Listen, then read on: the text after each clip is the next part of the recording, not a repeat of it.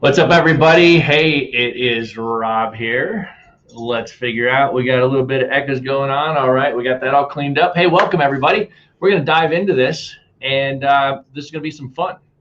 We've got some cool stuff going on here with these regular trainings that I've been doing with the team here, both our local team in the conference room. We got some folks out on vacation this week, but then we got our remote team that's diving in via Zoom or whatever they're logging in via. And here's what we're going to do this week. This week in the training, I'm going to talk about 3 specific case studies. And so we've talked about strategy, theory, approach to thinking, neighborhoods, just how to look at an investment property over the last several weeks. And so I want to bring that kind of full circle and talk about some actual live case studies. And we're going to break 3 different types of case studies down that touch on each of the kind of deal types that we've discussed the last few weeks.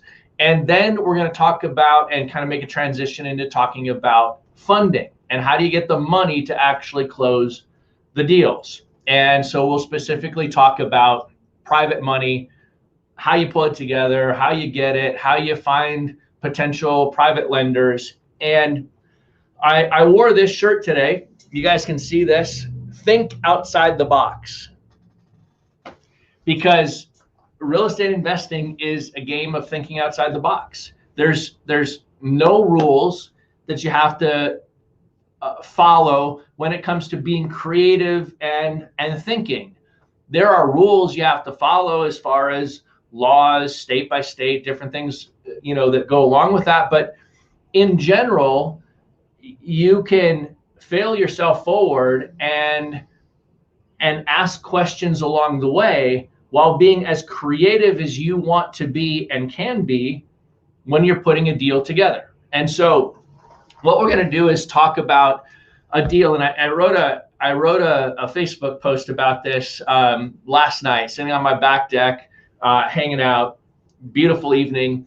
And I wrote a Facebook post about this deal. And the deal was in, I bought this house now almost 20 years ago. And so for context, and the reason I'm going to tell you a couple of the case studies that I'm going to tell you here today is because they put me in the same experience level that many of you are sitting in.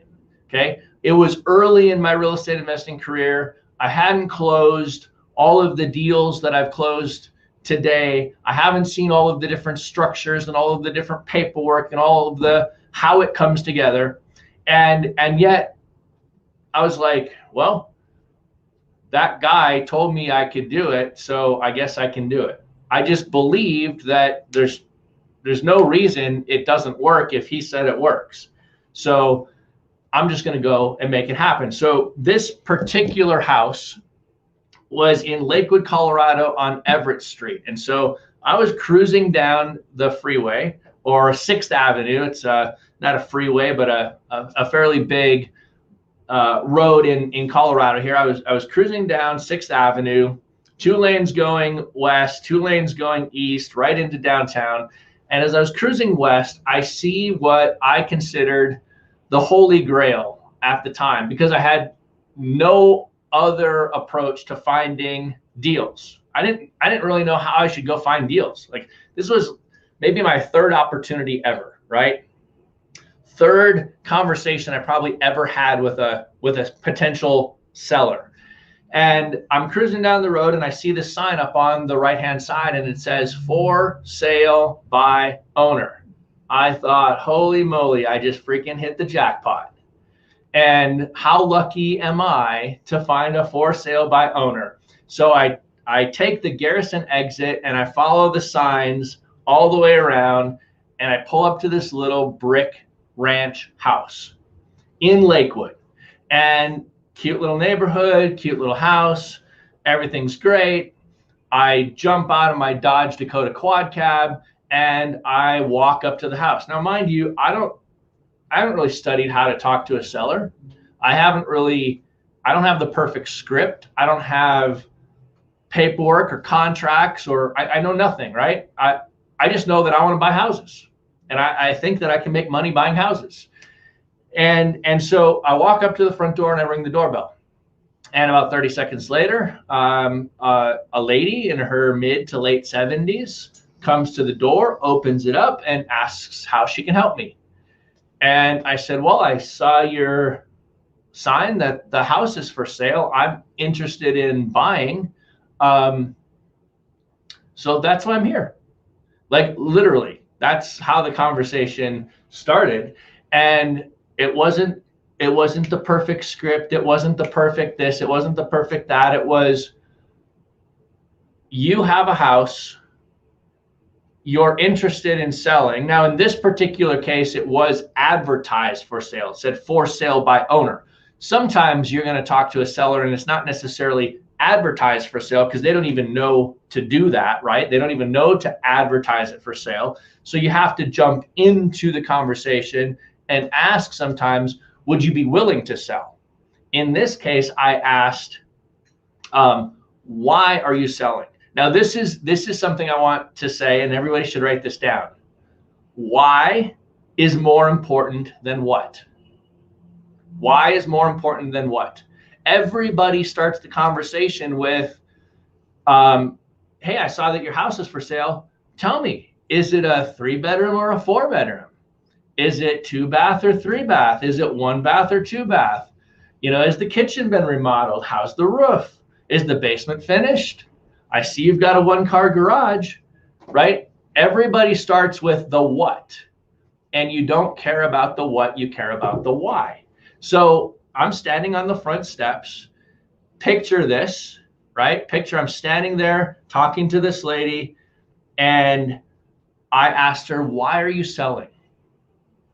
I didn't know that I was supposed to ask that. It was just kind of natural for me to ask that question versus what, because I wanted to know why she was selling so we could have a conversation, because I'm thinking to myself, I don't have any money to buy this house.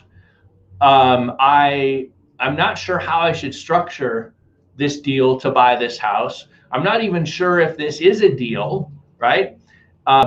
What the seller asks and what you can offer don't necessarily always match up, right?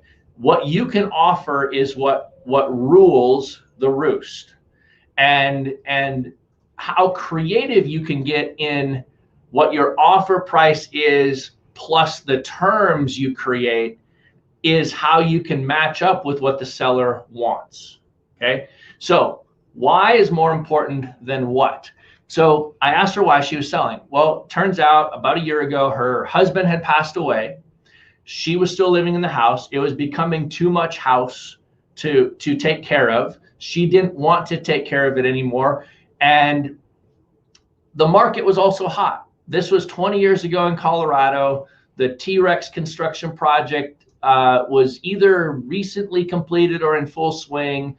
Stapleton Airport a few years earlier had been shut down, and new DIA was in full swing. There was construction, there was boom, the economy was growing, real estate prices were going up, demand was high, inventory was low. Every real estate investor club meeting I went to, all of the local investors were complaining that there was no deals, the market was hard. And I'm standing on the front steps talking to this lady. Hey, why are you selling? Husband passed away, too much house to take care of. I think the market is hot. So what does that tell you? It tells you that, okay, she is, the motivation was her husband passed away and it's too much work. So he did a lot of the work. It's getting overwhelming for her. And she didn't want to burden her kids with that. Wanted to sell, but also she was sharp enough to realize the market was hot and she wanted to sell, at a peak of the market at the time. And so I took that information and said, okay, price is important to her. The market is hot. Price is important to her, but these other motivating factors are just as important. She doesn't want to burden her kids. Some of this you can ask and some of this you can infer. You have to think about, what are they telling you? What's the real thing they're telling you? And then start to structure in your mind. Well, conversation ensued, and she said, "Well, I'm moving into an apartment in the next 30 days." So what does that tell me? It also tells me that the house is about to be vacant. She wants to sell it, doesn't want to be a burden, and instinctively I then asked this question. Well, let me ask you, if you don't sell in the next 30 days, what are you going to do the house? What are you going to do with the house when you move into the apartment? And she replied that she would probably rent the house if she doesn't sell for the price she wants.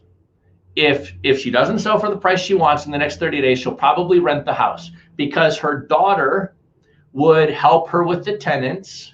And at her stage in life and her daughter's situation, that income, that rental income would be well received. They wanted the rental income. And so now start thinking about what we're piecing together.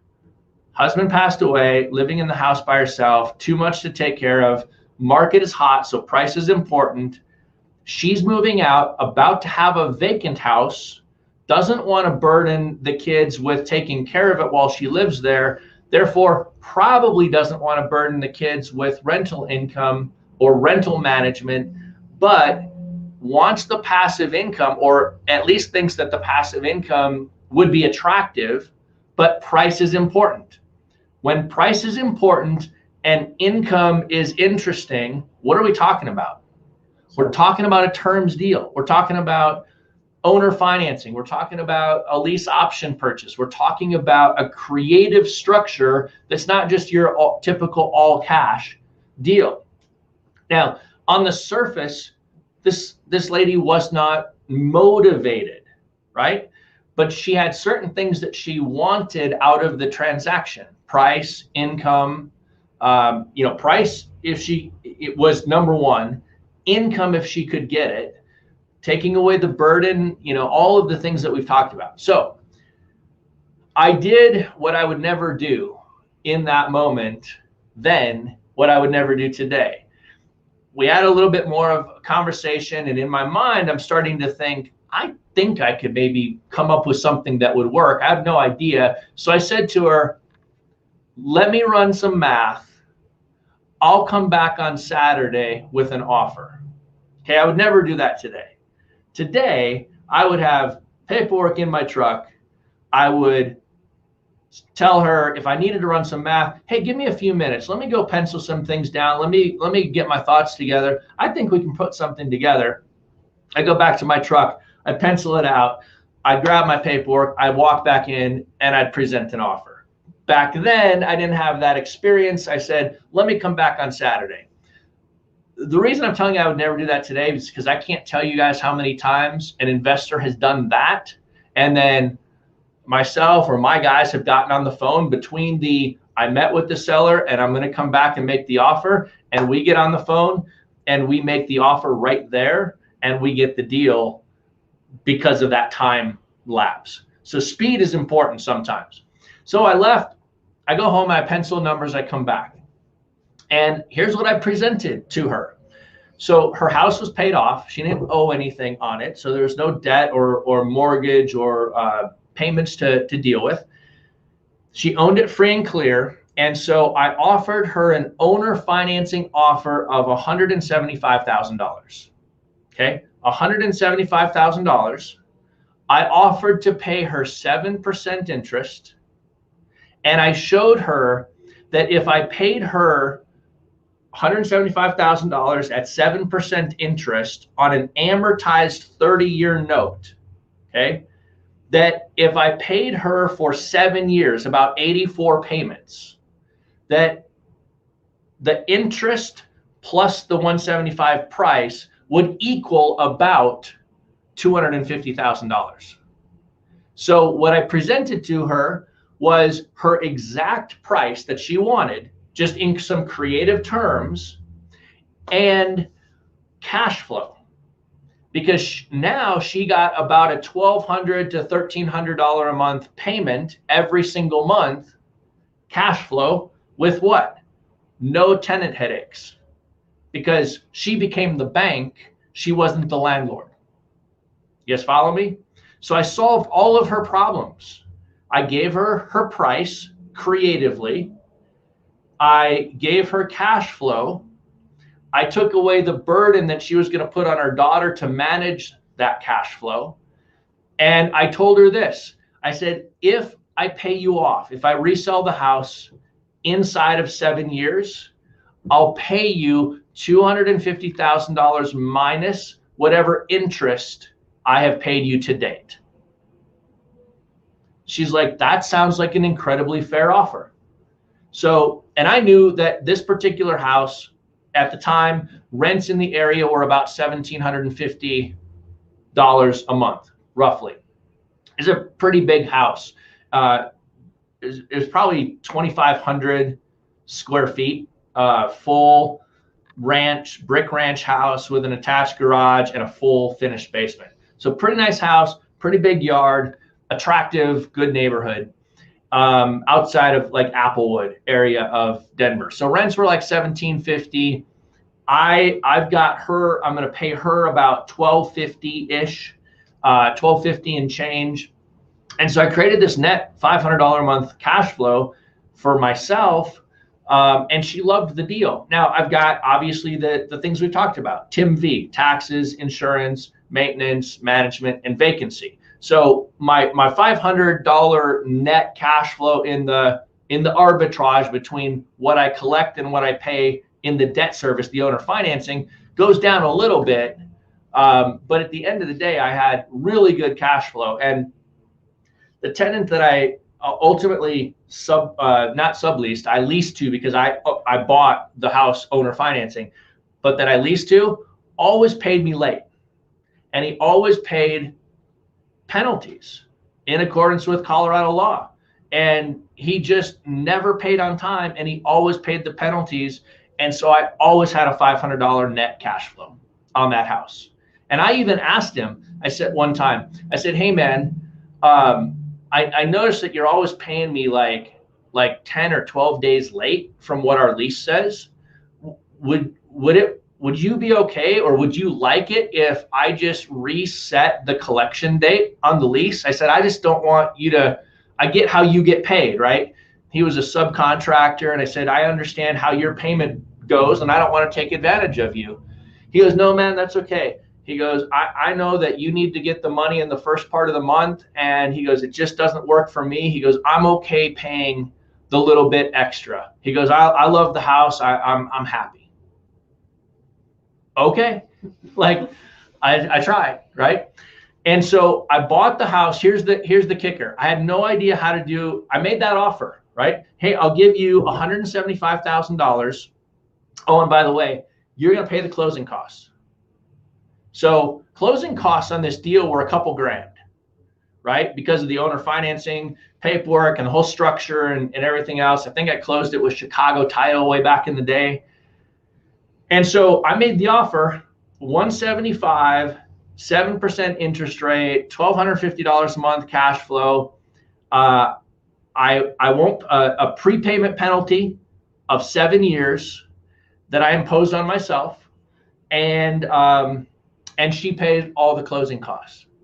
Now, why did she pay all the closing costs?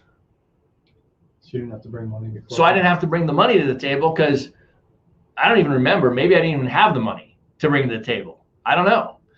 But I was like, this is how this deal is going to work. Well, if she sold it for $250 and listed it with a real estate agent, she was going to pay 6%. That comes out of the seller's proceeds. So 6%, she was going to have closing costs and cost of sale to the tune of, $18,000 ish, something like that.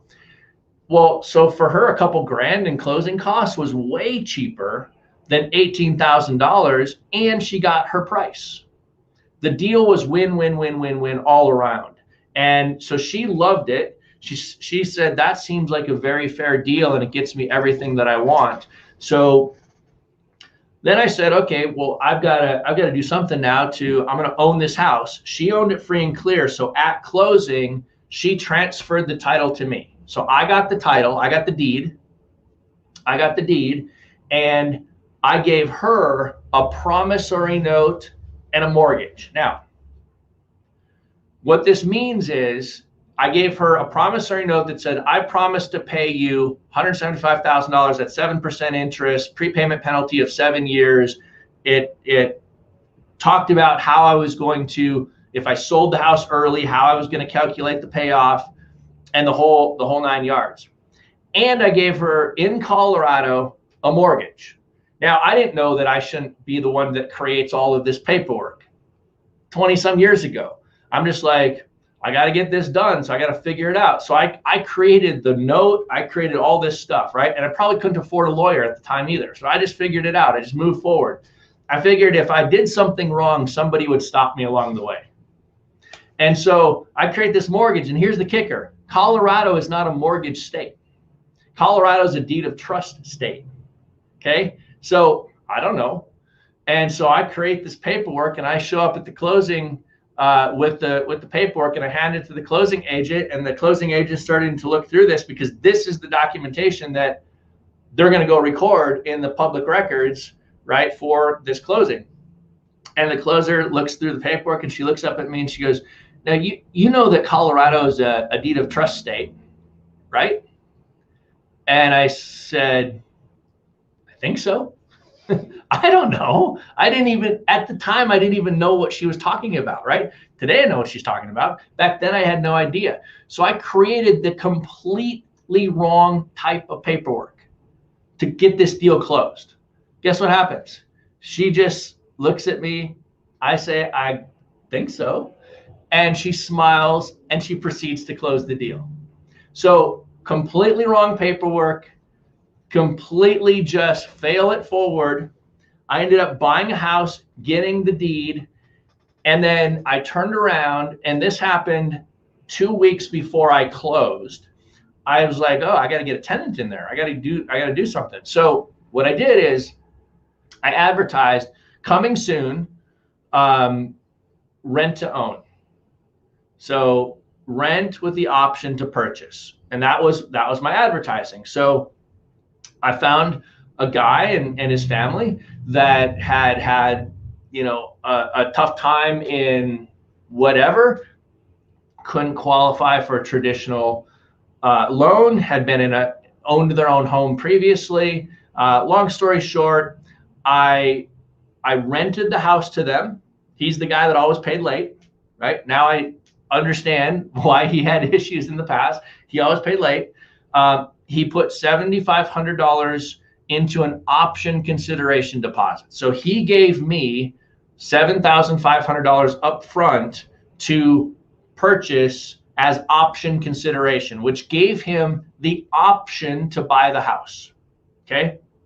Rent agreement and option agreement, two completely separate pieces of paper that do not speak to each other. They are mutually exclusive. They have nothing to do with each other. He was a tenant, and that was it. And I sold him an option, the right to buy, should he exercise that option at some time in the future. But moving in, he was nothing more than a tenant, not a tenant buyer, not a buyer, he was a tenant. Okay. And now today, this was 20 years ago. Today, there are some states that I wouldn't even sell with a lease with an option to buy. There are some states where legislation and rules have just changed, and it just doesn't make sense. The restrictions and the challenges, and so I would always suggest dig into it, look into the rules in the state that you're operating in. But this is how I structured this particular deal. So I got $7,500. I got a $500 net positive cash flow. And, that $7,500 went where? Went into Hip Pocket National Bank. Like that was my money. Soon as they bought the option, that was my money. Now, then over the course of the next couple of years, that guy ultimately ended up moving out, didn't exercise his option. He moved out. I rented the house again. And then I ultimately went in and just cleaned up and fixed up the house and sold it. But this deal turned into a really, really profitable deal for me. I had no money down. I got paid $7,500 before I even closed on it, created a $500 a month cash flow on a nice house in a nice neighborhood in a booming market with low inventory and high competition. Sound familiar? Okay. You can do all of these things in this market right now. Despite everybody saying that deals are tough and yada, yada, yada, it's a belief system, right? You've got to go find the opportunities and make it happen. Now today, like back then, I told you at the beginning, it was luck, right? I'm driving down 6th Avenue, for sale by owner, the golden goose, right? Had just been laid in front of me. Oh my goodness. Well, today, you guys all see it all the time because you see FreedomSoft.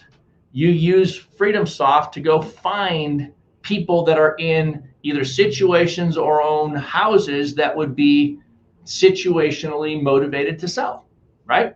So Lead Finder in FreedomSoft is the drive down 6th Avenue and get lucky to actually find the little pin on this house.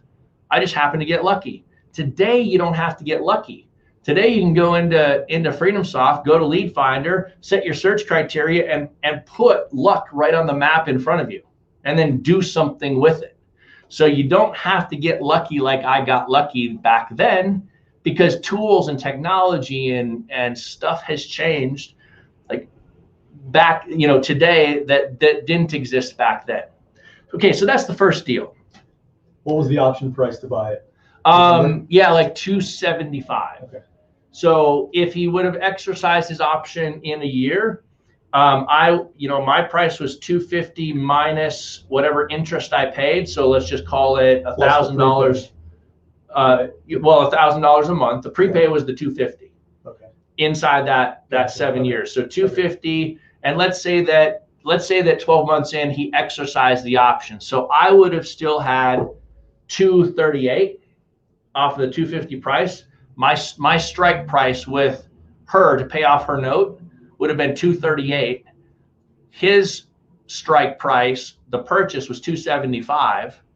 And so whatever the difference there is, $37,000 ish, would have been my profit had he exercised his option in that first year, plus the rent that I had. So I would have made $45,000 plus the option consideration. I would have made over $50,000 on that house with no money down in the first year if he would have exercised his option.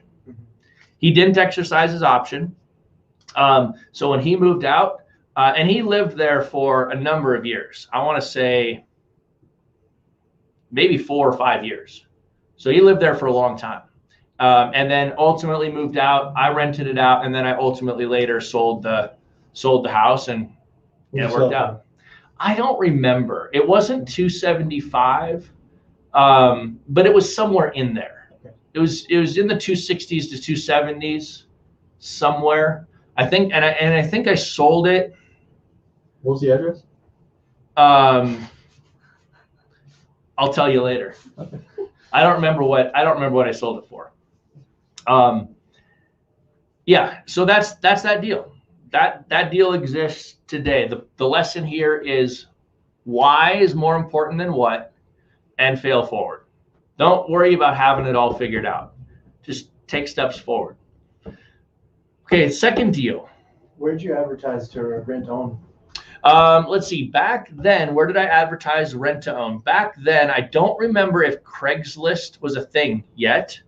So if Craigslist was a thing, I did it on Craigslist. But I don't think it was. So I took out a $319 ad in the Denver Post that ran in the for rent section and in the houses available section, Friday, Saturday, and Sunday. So I paid $319 to run a classified ad in the Denver Post for 3 days, right? So just for reference, I find it hilarious when people come and sometimes say, oh, my goodness, FreedomSoft is too expensive. It's $197 a month. I ran a classified ad for $319 for 3 days in the Denver Post, hoping that somebody saw it and called my phone number, right? $197 a month. You can use the lead finder tool and search for those opportunities nationwide and put thousands of them on your dashboard. So people just don't have perspective of what you used to have to do versus what technology has made available today. And the reality is I sat in the same shoes as everybody that's saying, am I going to spend that 319 bucks? Well, how bad do I want to be a successful real estate investor? If I do, I'm going to go do it. If I don't, I won't. The decision to spend that $319 almost every weekend when I was first getting into this business 20 years ago is why I sit here today. Made the decision to make the investment and put in the effort. So that's how I did it. The other thing that I did is I put bandit signs. So exactly the for sale by owner bandit sign that drew me in, I went and put bandit signs all around the neighborhood, you know, corrugated plastic signs on little metal posts that said rent to own, $1,750 per month, 4/2, awesome house, call Rob, and my phone number. And then I arrows guiding them from outside the neighborhood to the house, and then one sign in the yard with balloons hanging off of it. And that's how I'm pretty sure that's probably how I got the deal. I can think of another deal I did like that up in Longmont, Colorado, up north. Did the exact same thing.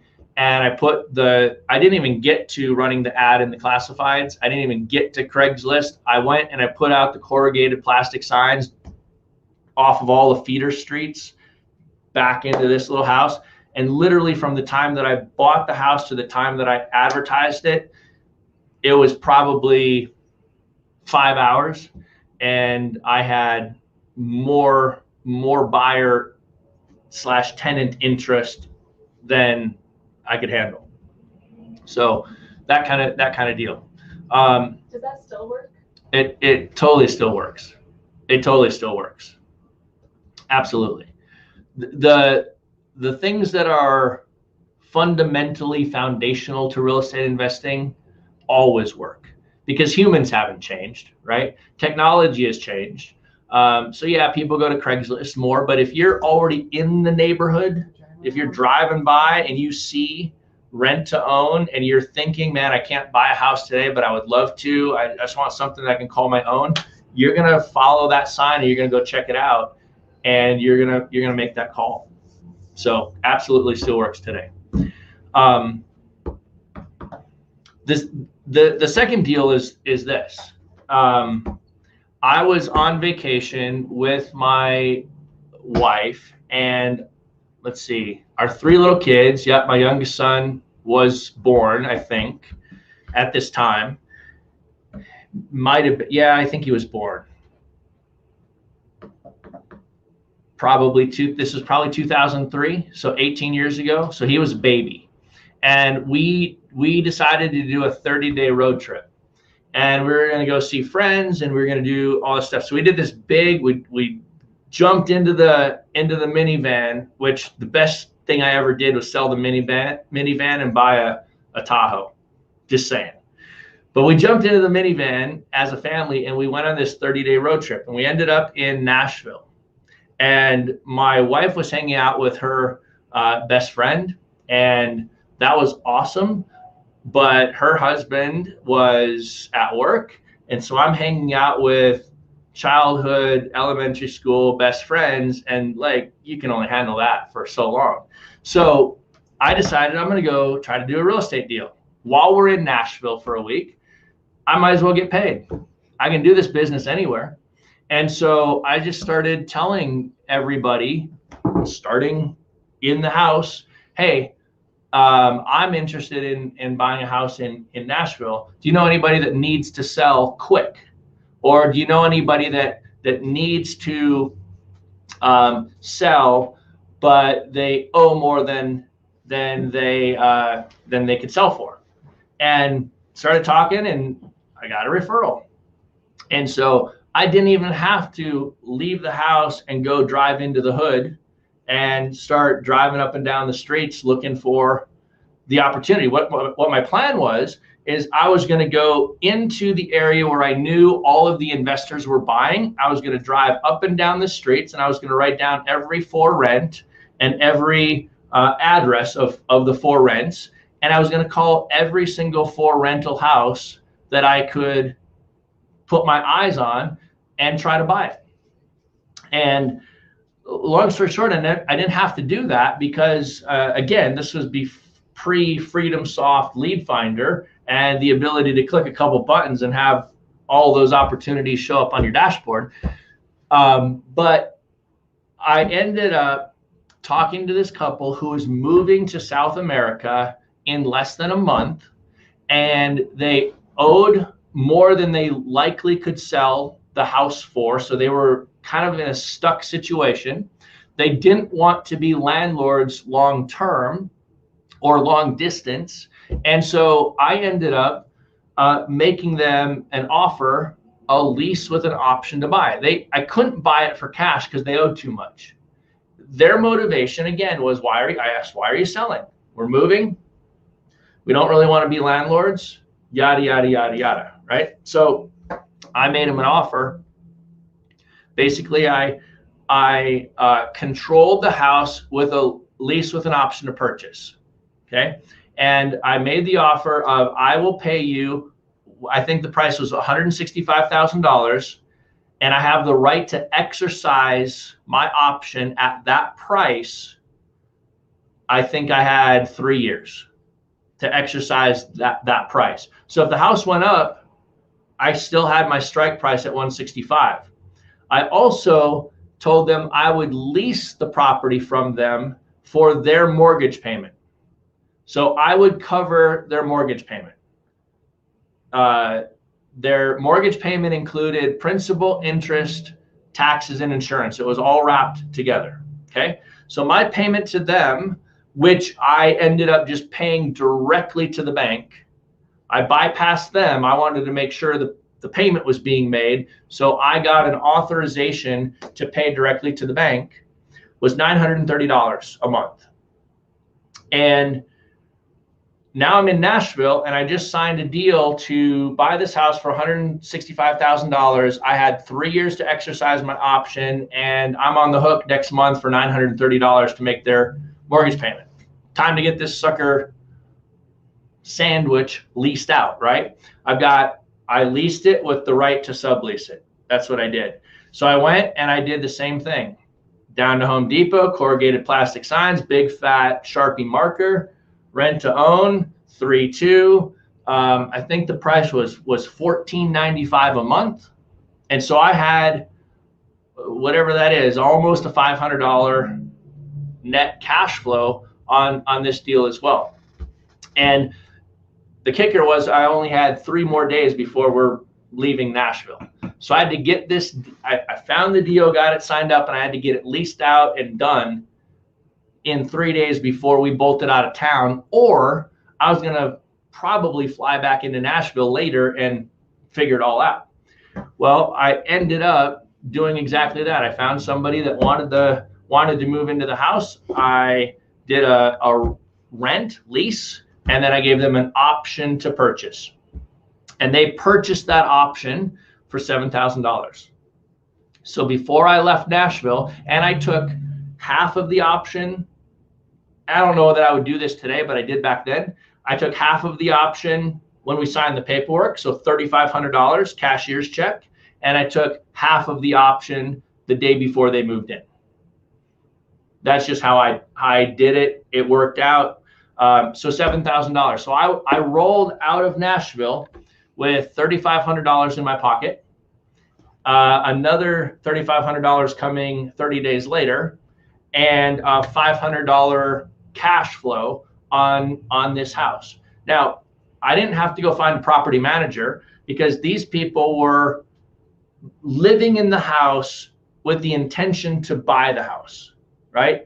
And so I didn't put a property manager in place. I let them live in the house.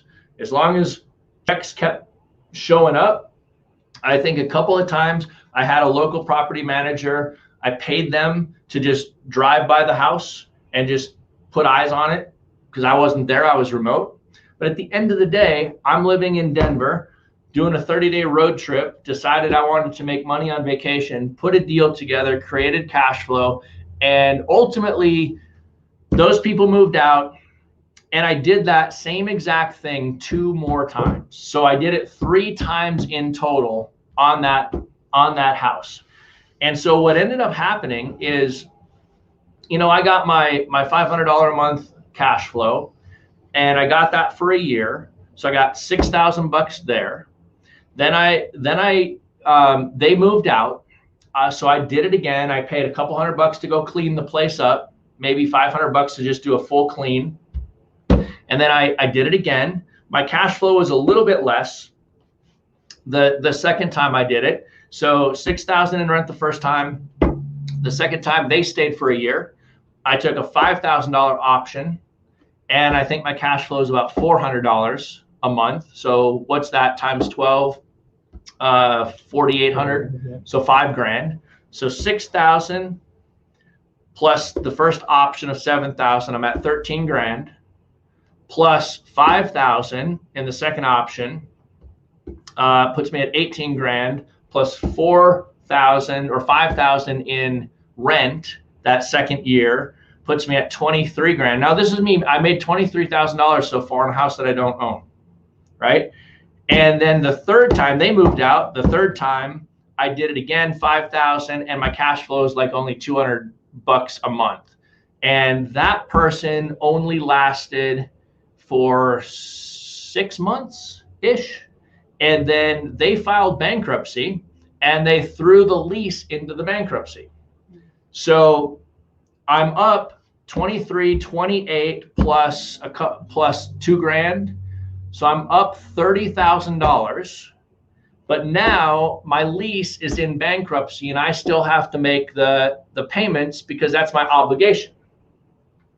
So in order for me to fight and get my lease kicked out of their bankruptcy, it took 4 months-ish. So I made 4 months of payments of $930, which is $3,600. Is that right? So $3,600. So now I'm back down to what? 26.5. I'm up 30. I'm down 3,500, and so I'm about net 26.5. And then as soon as I get that tenant out, I get the lease kicked out of bankruptcy and I get them evicted and I take over the house. I went and spent about $2,000 cleaning the house up, getting it back. They kind of jacked up the garage door and they destroyed the carpets or made the carpets all dirty. I painted, I cleaned, I did a bunch of stuff. Remote, I didn't do it. I hired some people. I spent about $22,000 or $2,500 ish. So I'm at 26.5. I'm probably down to about 24,000 net positive. And I get a phone call from the seller. And they're like, hey, we're moving back to Nashville. This is like 3 years later now. We're moving back to Nashville. We would like to move back into our house. Would that work for you? Are you planning to exercise your option? And at this point, I'm like, I made good money on this house. I wasn't going to exercise my option at the 165 because I didn't think that there was enough margin for me to do it. And my 3-year term was coming up. They just happened to be moving back to the States and wanted to move back into their house. So I gave them their house back. So they got their house back, and while they were out of the country, they didn't deal with it. I made $24,000. But what I want you to see is that the money you made up front, you have to set some of it aside because stuff happens, right? A tenant throws your lease into bankruptcy. That's a crapper when that happens. Never like that. We got a couple questions. Yeah. From online, Pneumatic to 00. How do you manage these deals from afar? Do the buyers pay into an escrow account? Well, I have tenants. I don't have buyers. So my tenants, it depends on how you want to do it, but back then my tenants were paying me directly. No escrow account. They were just paying me, just like you would pay your landlord rent. And then from Angela, in the rent-to-own situations, do you qualify the tenants with background checks and income verification? Yeah. So yes, I used to be less qualifying of the tenant than I am today. Today, I want to make sure that I'm dealing with a good person. I get that life happens, and I get that somebody might have bad credit score, they might have a bankruptcy, they might have an issue. If I can understand what that issue was and where did it come from, I can overlook issues. But I do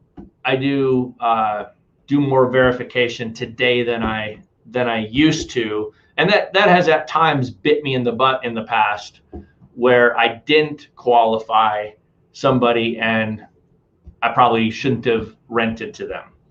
So I do, but I will tell you this: as a landlord, if somebody recently filed bankruptcy, they're a great tenant. They're potentially a great owner finance buyer if you're selling owner financing. And I'll tell you why. You have to understand why they filed bankruptcy, what got them into that state. But if something outside of their control, put them in that situation, and they filed bankruptcy, they now no longer have any debts. They have no credit card debts. They have all of their debts are wiped clean. They have, as long as they have an income, they have income with no real outgo. You become the primary outgo. And they've probably gone through a tough time recently, and they just want stability. And they just want a clean, safe, good place to live with a landlord that respects them and their situation. And I have found that a recently filed bankruptcy person is a great tenant because they have the cash to pay. Anything else, Mike? Any other questions up there? So from Christian, so you put zero money into both of those deals? Yep. On the second one, you purchased your right to purchase, right? Nope. I sold. My tenant purchased the right to purchase from me. I didn't pay for the right to purchase from them. So you just took a chunk of that cash and then bought it from the people that... No, I didn't give the people anything. There was no money down into the deal. I just leased it with the option to buy. Mm-hmm. And then I turned around and I subleased it and I gave them the option to buy. I didn't give the seller any money. So you had an option for $0. You sold an option for $7,000. I got an option that I paid $0 for, right? And then I sold an option for $7,000. That was my question. What was your price for the option? Yeah, his option was $0. Okay. Yep, exactly. All right, so we've only got 10 minutes left, so we might. I'm going to give you some insight into the private money conversation, and we're going to pick that up the next time we do this. So, because the next deal I want to talk to you guys about is just a cash deal. It was just a distressed house. That it was a 3-bedroom. Let me look. It was, I think this one was a 3-bedroom, 2-bath house that needed $3,000 in repairs. It needed hardly nothing. And it was in a C neighborhood. I was going to buy it at a discount. And I was buying it with an operating cap rate of about 15, or my purchase cap rate was about a 15 cap. Okay. So you guys remember a C neighborhood, right? You want to be 50-50 owner occupied to tenant occupied. And you want to be what cap rate range in a C neighborhood? 10 to 12, somewhere in there. And if you can buy it cheaper, buy better do that. So this particular deal, I was buying at about a 15 cap.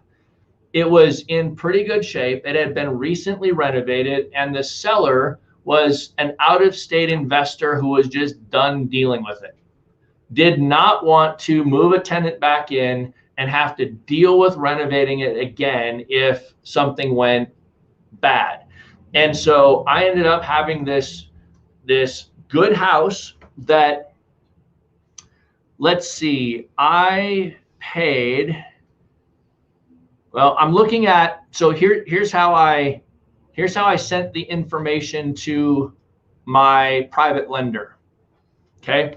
So the deal was, it rents for $800 to $850 a month in a C neighborhood, and the fixed up value, when it's fully fixed up, was about 80 grand, estimated at 80 grand.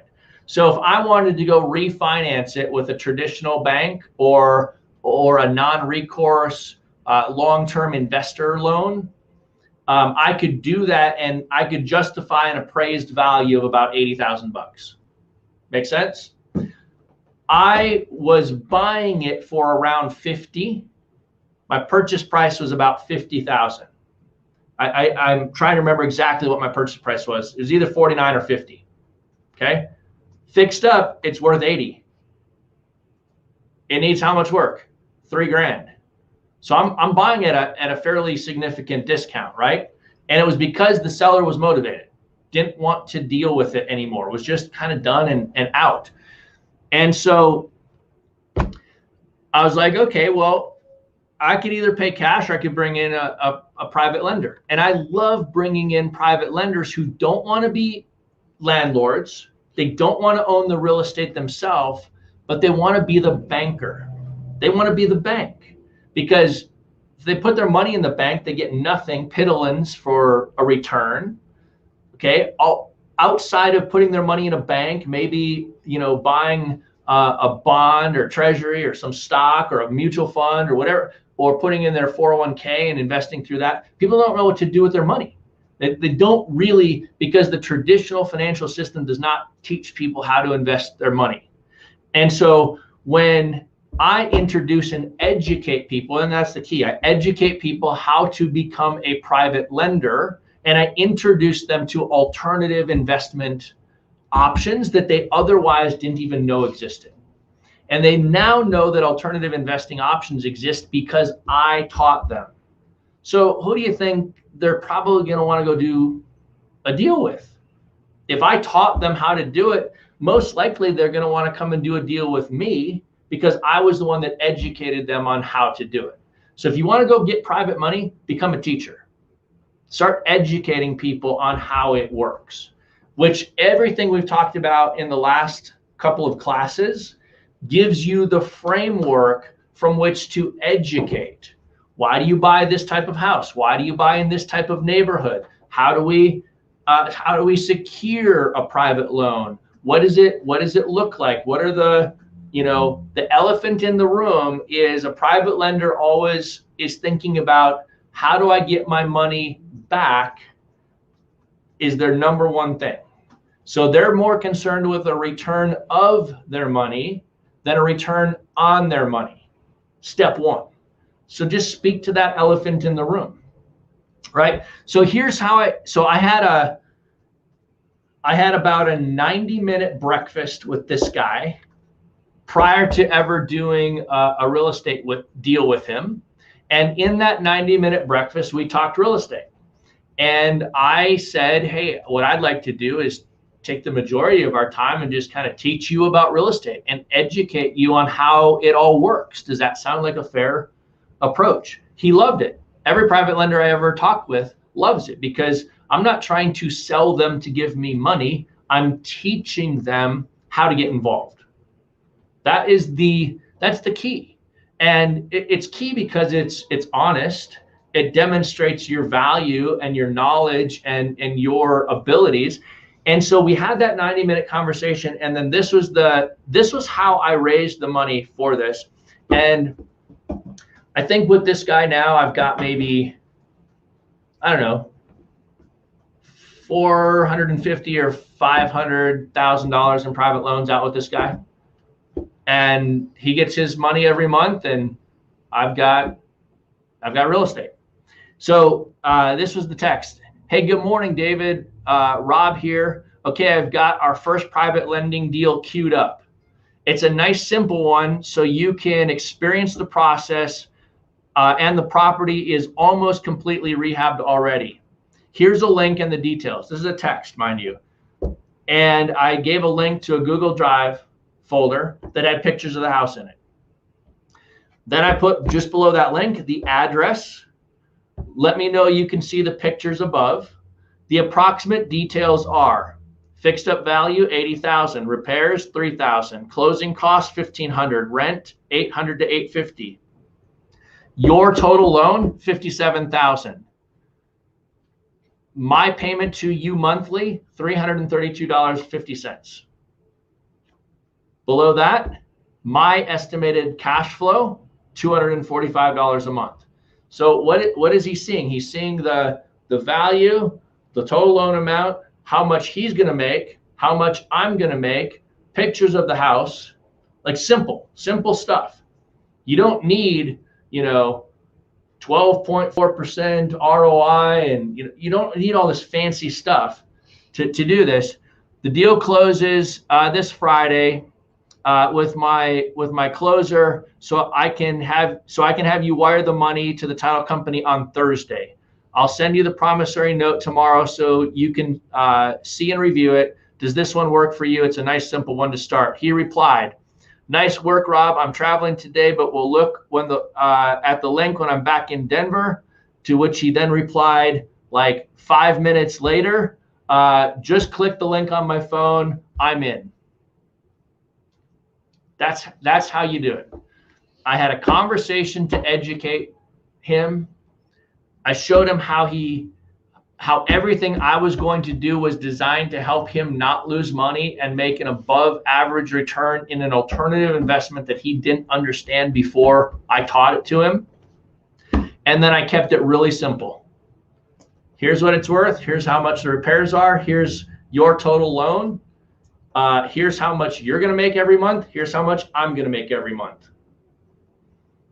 Totally transparent. And I've done that deal with him, and I've done that deal with countless other people in the exact same scenario. So that's a cash deal where we borrow from everything we've done in the last few classes, and we identify the deal: good house, good neighborhood, low repairs, easy to get up and operating, and how I raised the private capital for that deal, literally via a text message, a breakfast meeting and a text message. So what questions do we have, Mike? Anything jumping? Just a couple. Henry wants to know, how do you accept rents or money from tenants today as opposed to receiving checks from 10 years ago? Say that again. How do I what? How do you like to receive money today from tenants?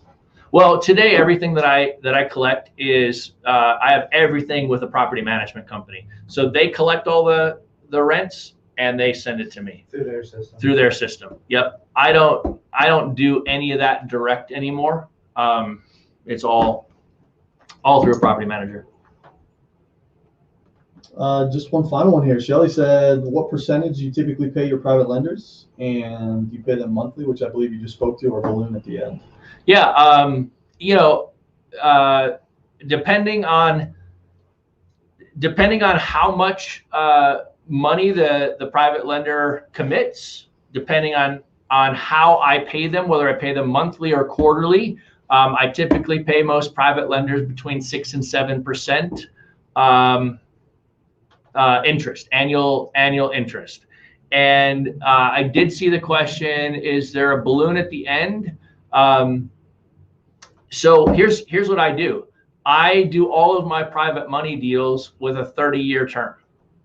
So when you give me the money, our promissory note says this is for 30 years. But I also give my private lenders, I get them to give me a commitment of 18 to 24 months, give me a commitment of that long. After 24 months, let's say, if you want your money back out, give me 6 months notice, and I'll either pay you off, refinance the house, bring in a new private lender, sell the property. I'll do something to get you taken care of, but commit to me for 24 months, 2 years, and then give me 6 months notice if you want your money out later. That's how I do it. But other than that, I don't have to think about it until 2052. The year 2052, like 30 years from now, right? I don't have to think about it. What else? Anything else? That's a wrap. Sweet. Good deal, guys. Well, hey, I hope this was interesting. We are not doing this live next week. I'm going to be out on vacation, but we will circle back 2 weeks from today and do this again. So for all of you guys that are watching out there in the social media world, if you like this, share it, tell other people we're doing it. We'll keep providing value. Hopefully you guys got some value. And if you did get some value, drop down and let us know. We want to hear about it. Comment and tell us, did this help you? Did you get some value? Do you like it? So with that, that's a wrap. We'll see you guys next time. Cheers.